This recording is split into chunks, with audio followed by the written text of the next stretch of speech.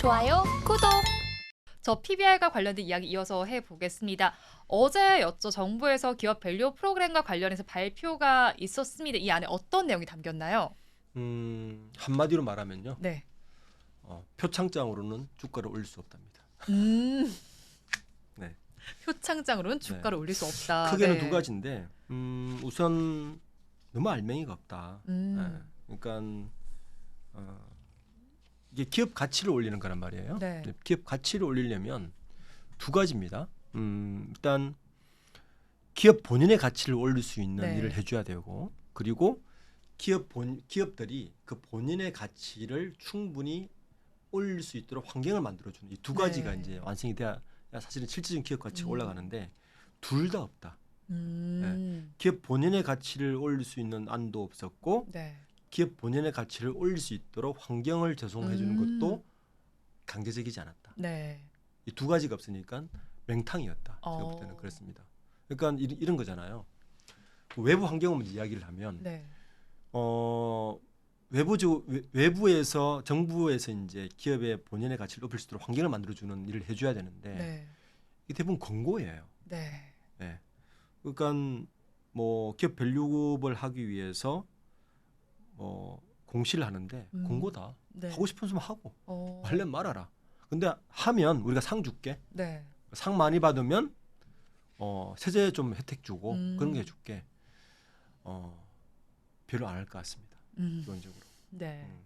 일본은 강력했죠. 네. 일본은 PBR 1.0 이하 기업들은 강제적으로 왜 PBR 1.0 이하인지에 대한 보고서도 내야 되고 굉장히 강제적이었어요. 그게 3년 쌓이니까 네. 이제야 효과가 나타나는 것이고 좀 그 강제한도 없어요. 네. 그러다 보니까 알맹이가 빠져 있는 것이고 그러면 이제 기업 내부의 내재 가치를 올릴 수 있는 방안은 뭐가 있느냐? 네. 어떤 인센티브 같은 게 있느냐? 그것도 없었습니다. 아시겠지만 우리나라 기업들의 그러니까 코리아 디스카운트의 가장 본질적인 원인은 지배 구조의 네. 불투명화라고 외국인도 이야기하고 국내 전문가도 이야기합니다. 네. 그런데 현재 이번 정책에서는 그 부분은 완전히 빠져 있어요. 지배 구조 투명화를 위해서 어떤 정책을 펼 것이고 기업에 어떤 그 공시를 요구할 것이고 어떤 것을 할 것인가에 대해서 아무런 언급이 없었습니다. 그러니까 둘 다가 빠져 있다. 네. 결론은 표창장으로는 기업의 주가를 높일 수가 없다. 그러네요. 소문난 장스에 먹을 것이 없다라는 말이 딱 알맞은 말이 아닐까 싶습니다. 그렇다면 최근에 저 PBR 관련주들의 흐름도 궁금합니다. 뭐 보험과 증권 그리고 은행 쪽에 있을 거고 거기 완성차 업체들의 주가 흐름도 볼 수 있을 것 같은데 어떻게 보셨습니까?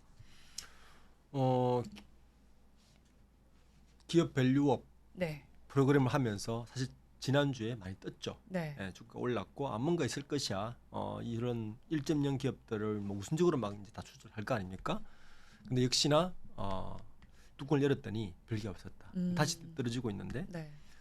사실 저는 PBR 1.0 이하인 기업들은 상당한 대책을 요구해야 돼요. 누가? 정부도 해야 되지만 주주들이 해야 돼요. 주주들이. 한 예를 들어볼까요? 이마트가 있잖아요. 네. 요즘 실적이 되게 안 좋은데 이마트가 시가총액이 2조가 채 안 돼요. 네. 전국에 이마트 매장이 한 110개 정도 되거든요. 부동산만 팔아도 2조보다 훨씬 많겠죠. 네. 당연히 그런 PBR 1.0 이하겠죠. 원래 가치보다 주가니까 네. 1.0 이하일 거 아닙니까? 네. 예. 이런 데 대책을 요구를 안 하고 있어요. 그러니까 이런 것을 해야 된다는 거죠. 그럼 예를 들어서 그런 이마트를 경영하는 증용진 부회장 이런 분들이 다른 거에 실패에 대한 뭐 투자 실패에 대한 이런 것들을 이야기를 해야 될 거고 네. 그런 거에 대해서는 실제 이야기가 없고 다른 이야기를 하니 사실은 PBR을 올리긴 쉽지 않은데 지금 방금 다시 돌아오면 지금 PBR 1.0 이하인 기업들 대부분 금융권이에요. 네. 금융권은 왜 PBR이 낮을까? 자산이 되게 좋잖아요. 음. 자산은 어마어마 많은데 네. 주가는 오르지 않아요. 어. 그러니까 PBR이 낮은 거죠. 당연히. 네. 그러면 금융권이 저 PBR을 개선하기 위해서 뭘 해야 되냐 하면은 새로운 혁신 활동을 해야 되는 거예요. 그런데 금융권은 그럴 의도가 전혀 없죠. 왜냐하면 은행은 혁신을 전혀 하지 않아도 이자 장사가 너무 잘 됩니다. 네. 고금리이기 때문에. 보험도 마찬가지겠죠. 네. 어떻게 혁신을 합니까? 그러니까 기업 밸류는 높아질 이유가 없죠. 그러니까 자산만 커지다 보니까 네. PBR은 당연히 낮아지는 거죠. 그런데 그런 금융권에 있는 보험이나 뭐 은행 이런 곳들이 그 저 PBR을 위해서 뭔가 혁신을 할 동인을 만들어 내줘야 되는 게 중요한데 그게 네. 없다는 게 문제인 거고 오. 또 하나 PBR이 낮은 대표적인 기업들이 지주회사입니다. 네. 지주회사는요 우리나라 지배구조상 정점에 있는 회사들이 대부분이에요. 오너들이 가지고 있는. 네.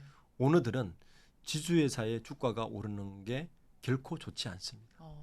첫 번째 경영권 상속할 때 굉장히 큰 부담이 세금 많이 내야 돼요. 네. 그죠? 그래서 뭐 정부 상속세 낮춰준다는 그래서 나오는 거예요. 네. 밸류 프로그램에. 근데 그건 답이 아니죠.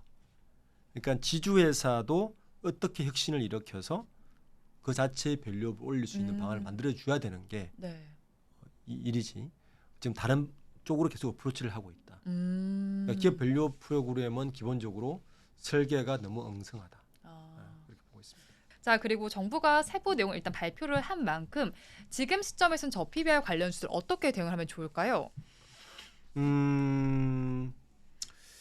우선 그 아직 저는 저 PBR 종목에 대해서 섣불리 투자하는 거는 좀 위험스럽다고 보고 있습니다. 뭐 오늘 이제 이번에 정부 정책을 보면 특히 더 그러한데 네. 이 정책을 가지고 저 PBR 주들이 주가가 부양될 리는 저는 별로 없다고 보고 있습니다. 그러니까 현재의 정부 정책대로라면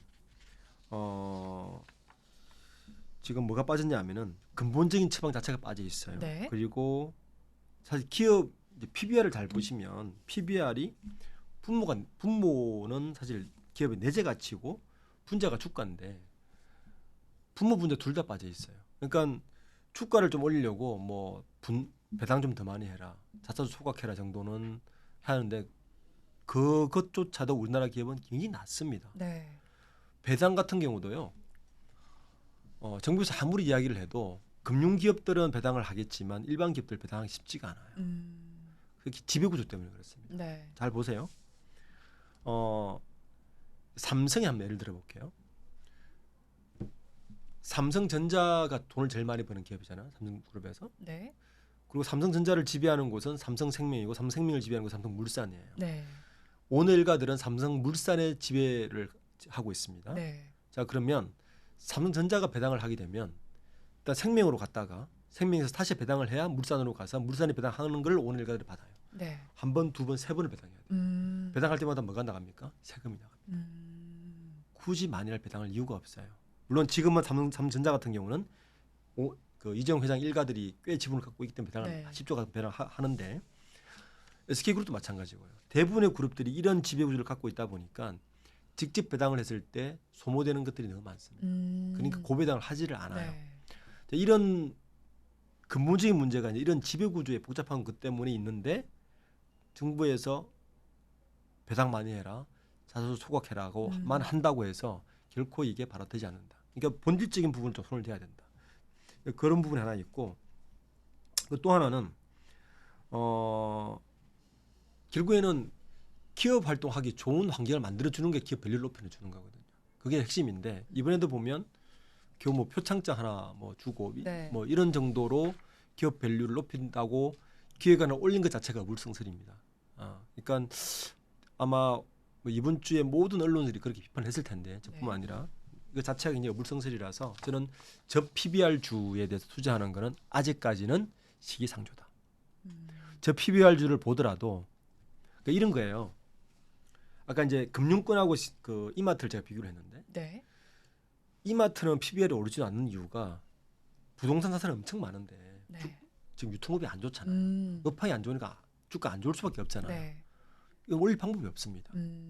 그러니까 이마트가 뭐 지금 뭐 테무 같이 되지 않는 이상 주가가 오를 하등의 이유가 없죠. 그러니까 주가가 낮은 거라서 여기는 기업의 혁신 없이는 불가능한 쪽이고 한 기업들이 있을 거고 같은 PBR 이하라도 지금 보험이나 은행이나 금융권들은 너무 실적이 좋아요. 너무 실적이 좋다 보니까 혁신을 할 이유가 또 여긴 또 없어요. 그래서 또 주가가 안 좋은 거예요. 그러니까 이런 PBR이 같은 PBR이 낮더라도 이런 기업들은 분리해야 돼요. 그러면 저는 만약에 PBR 1.0 기업을 고른다면 금융권을 고르겠죠. 그 얘기는 기본적으로 돈은 있으니까. 네. 배당도 더 많이 하겠죠. 이런 일 할 거 아닙니까? 네. 자꾸 PBR 이야기하니까. 네. 그런데 산업 환경 자체가 안 좋은 기업들인데 PBR 낮다. 이런 기업들은 굉장히 위험스럽습니다. 이걸 좀 분리해야 된다. 네. PBR 1.0을 보더라도 그렇게 좀 보는 게 좋을 것 같습니다. 좋아요, 구독.